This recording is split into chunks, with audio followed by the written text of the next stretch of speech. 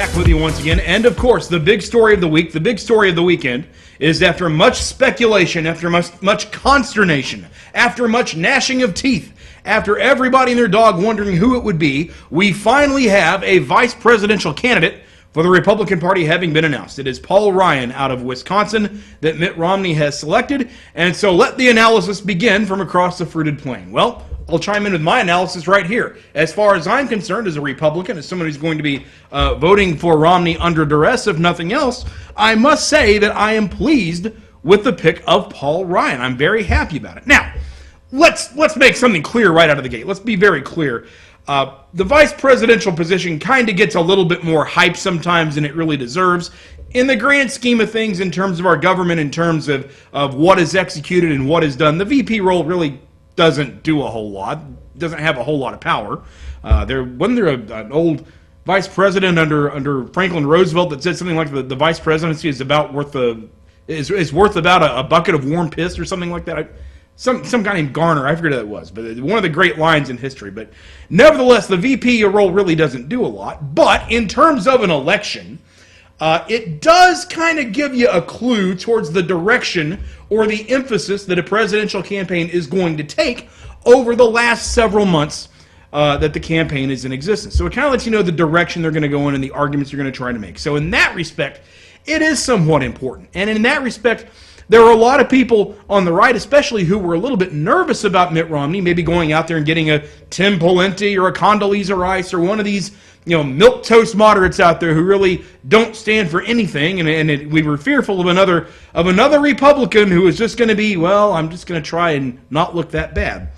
The selection of Paul Ryan flies in the face of that. He's very much a guy who's taken some positions and really stood behind him, and I think that's a very bold choice. Now, Ryan is a great choice in my mind because he solidifies the fiscal conservative emphasis that so many Americans, and particularly so many conservatives, are wanting this entire campaign to be about. Now, when you think about it, we've had so many kind of distraction issues put out there by Obama over the last several months, birth control and gay marriage and racial profiling and all kinds of stuff that are sort of niche issues. But for most Americans, they really don't amount to a hill of beans. And for most of us, we realize that those little teeny tiny issues don't have anything to do with the massive problems that our nation is facing right now. So in that respect, so many people have wanted this election to be about fiscal conservatism. And with Paul Ryan in the VP role, I believe that it will be.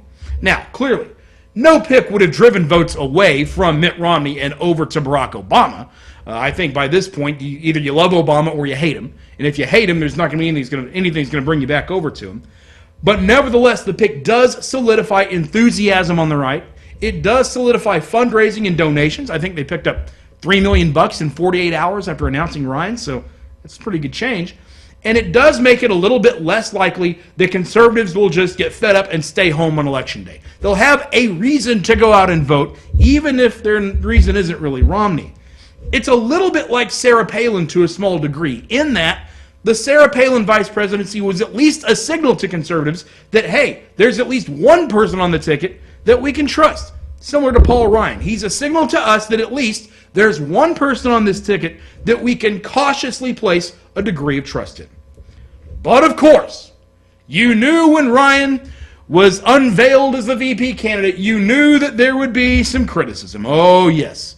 And of course, there would have been criticism of anybody, but certainly Paul Ryan's criticism is going to be a little bit special. It's going to be right down the alley of the class warfare stuff the Democrats have given us for a long time. So let's talk a little bit about the criticism that Paul Ryan has received in the last couple of days here. Now, to kind of put this in the proper perspective, if you've heard some of this criticism that Paul Ryan's gotten, it's really been a little more than a bad Sally Struthers commercial. So in order to put this in the proper perspective, could we get some sad piano music going here? Could we do that? Because that would really be appropriate for some of the criticism we've got. Ah yes. Now we can properly discuss the criticism of Paul Ryan. Eric Kingson, co-founder of the Social Security Coalition, and Nancy Altman, co-director of the Social Security Works, put out a statement in which they said, "A Romney-Ryan ticket is a weapon of mass destruction, unapologetically pointed at our Social Security, our Medicare, and our hopes for maintaining a modest middle-class lifestyle during our retirement years. Oh, tisk, tisk, tisk. And likewise, Kay Henry, president of the SEIU Labor Union, had referred to Paul Ryan as having an extremist, irresponsible, and anti-worker agenda. And not to be outdone, James Carville, the longtime pundit and longtime political strategist on the Democratic side, he came out and he said, I was a little shocked that Ryan didn't wear a coat and tie. Wow, James, glad to see you're focused on the important issues that Americans care about.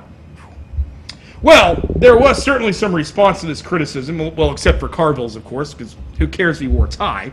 But yes, most of the criticism was about Paul Ryan's proposed budget that he had in Congress, which would have put some cuts into Medicare and would have redone some things there. And of course, everybody's trying to make it sound as though he wants to push little old grandma off the cliff. Back the Democrats put a commercial out a few months ago to that effect. But there's been a tremendous response from Romney and Ryan both effectively saying in an interview with CBS's Bob Schieffer this weekend, taking the position that the cuts proposed were necessary to save Medicare and to make it continue to be around for current seniors. Now, let's face it, I have a little bit of a difference of opinion with that. I'm not obsessed with saving Medicare the way some people are. I think the entire idea of Medicare is a bad idea from day one. But it is clear with the current math that it can't last.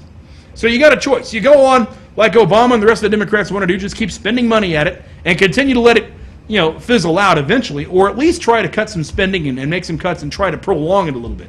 I still don't think you can save it. Sorry, Paul. Sorry, Mitt. But at least you can, keep it around for the current group of seniors. Well, frankly, I'd rather hear someone talk about phasing it out, but we're not going to hear either one of the current candidates do that.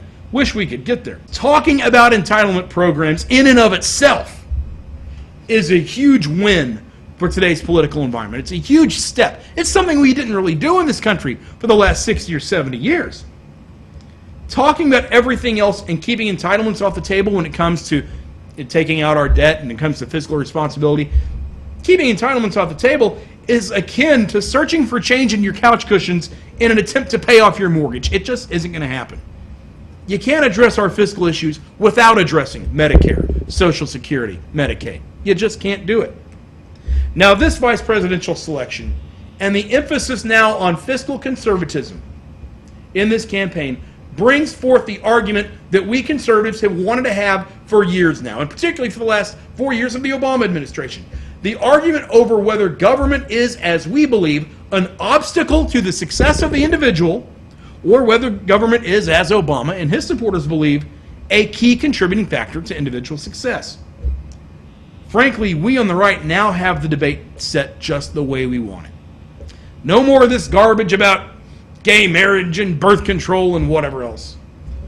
Let's talk about the financial future of our country. Let's talk about the single most important topic that we face as Americans. And Paul Ryan is a tremendous asset in that discussion. Game on. This is America's Evil Genius. We'll see you next week.